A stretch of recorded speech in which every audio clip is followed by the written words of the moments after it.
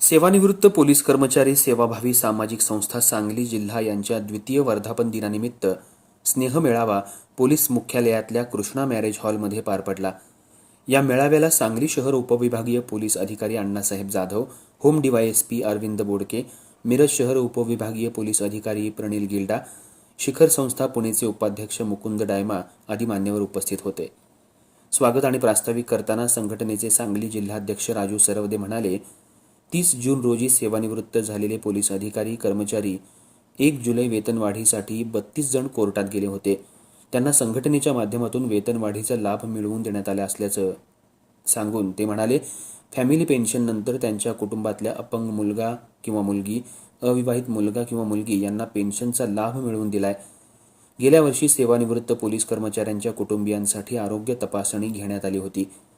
तसंच आषाढी वारीसाठी पंढरपुरात जाणाऱ्या वारकऱ्यांसाठी मिरज ग्रामीण पोलीस स्टेशनच्या आवारात त्यांना चहा, नाश्ता, पाणी आणि औषधोपचारासारख्या सुविधा पुरवण्यात आल्या होत्या।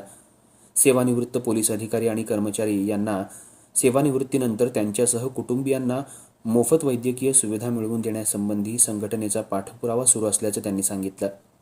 यावेळी बोलताना शिखर संस्था पुणेचे उपाध्यक्ष मुकुंद डायमा यांनी 1/1/2016 नंतर सेवानिवृत्त झालेले पोलीस कर्मचारी यांना 10, 20, 30 आश्वासित प्रगती योजनेचा लाभ मिळावा यासाठी प्रयत्न सुरू असल्याचं सांगून सेवानिवृत्त पोलीस कर्मचाऱ्यांना पुढील काळात सर्वतोपरी मदत करणार असल्याची ग्वाही यावेळी त्यांनी दिली। सांगली शहर पोलीस उपविभागीय अधिकारी अण्णासाहेब जाधव यांनी सेवानिवृत्त पोलीस कर्मचारी सेवाभावी सामाजिक संस्थेच्या माध्यमातून सेवानिवृत्त झालेल्या पोलीस कर्मचाऱ्यांचे प्रश्न सोडवण्याचे संघटनेचे सुरू असलेले प्रयत्न स्तुत्य असल्याचं सांगितलं। यावेळी ऑल रजिस्टर न्यूजपेपर असोसिएशनचे सांगली जिल्हाध्यक्ष अल्ताफ खतीब यांनीही मार्गदर्शन केलं। मेळाव्यात 75 वर्ष पूर्ण झालेल्या सेवानिवृत्त सहाय्यक पोलीस फौजदार जयवंत बनसोडे, विलास जाधव, श्रीरंग दबडे यांच्यासह राजाराम कदम, बबन गावडे, राजेंद्र रांजणे, सुरेश मगदुम, सुभाष कांबळे, सुभाष कोळी, परशुराम कारंजकर, रमेश नाईक, अशोक उबाळे यांचाही सत्कार करण्यात आला।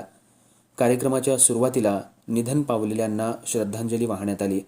कार्यक्रमाला तानाजी धोत्रे, संजय मोरे, लक्ष्मण मोने, ईश्वर ओमासे, चैतन्य यादव, राजेश रामाघरे, सुभाष भोसले, उत्तम पवार, संदीप कोळेकर, दिलीप यमकर, अशोक पाटील आदी उपस्थित होते।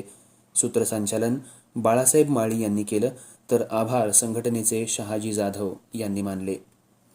मी सेवानिवृत्त पोलीस कर्मचारी सेवाभावी सामाजिक संस्थेचा अध्यक्ष श्री राजेंद्र काशीनाथ सरवदे आज आपली संघटनेचा दुसरा वर्धापन दिन आम्ही साजरा करीत आहे।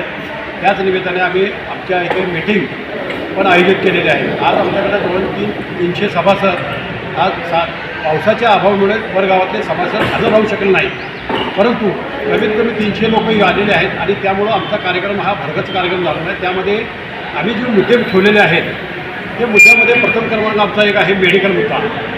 आम्ही बऱ्याच वेळेला आम्ही असं पाहिलं आहे की आपल्या देशात महाराष्ट्राचे उपमुख्यमंत्री देवेंद्र फडणवीस साहेब यांनी आम्हाला बऱ्याच वेळेला मेडिकल सुविधा, मोफत सुविधा आपल्याला दिलं जाईल असं त्यांनी आश्वासन दिलेलं आहे, परंतु त्यांनी कुठंही आम्हाला त्याचं ते दिलेलं नसल्याकारणाने आम्हाला ते आश्वासन मिळालं नाही। म्हणून त्यासाठी आम्हाला झगडावं लागतं आणि त्यासाठी आम्ही त्यांच्यासाठी निवेदन वगैरे त्यांना पाठवण्याची सुविधा केली आहे।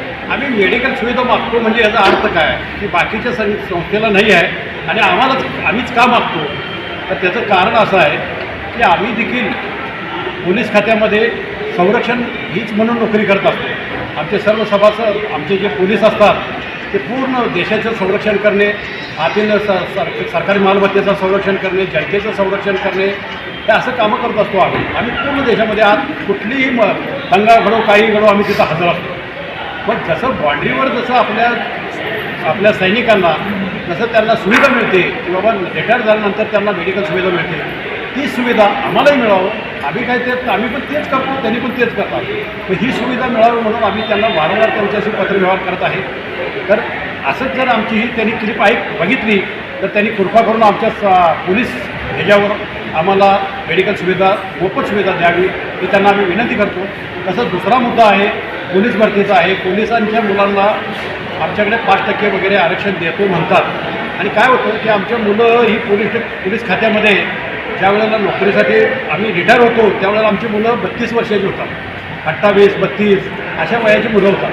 त्यांना कुठले जॉब मिळणार? मग त्यांना जर जॉब मिळायचा असेल तर आम्हाला आमच्या पोलीस खात्यामध्ये एक आमचा पाल्य घेतलाच पाहिजे कंपल्सरी. हे जर आमची मागणी त्यांनी मान्य केली तर आमच्या मुलांना कुठं बाहेर जायची गरज लागणार नाही, ती एक सुविधा मिळेल. तिसरा मुद्दा आहे आमच्या लोकांचा 10वीचा वगैरे आमचा जो पैशाचा आहे तो आम्ही करतोच. परत आम्ही आता नवीन एक 2-3 मुद्दे आम्ही ठेवलेले आहेत, त्या मुद्द्यावर पण आम्ही अभ्यास करतोय.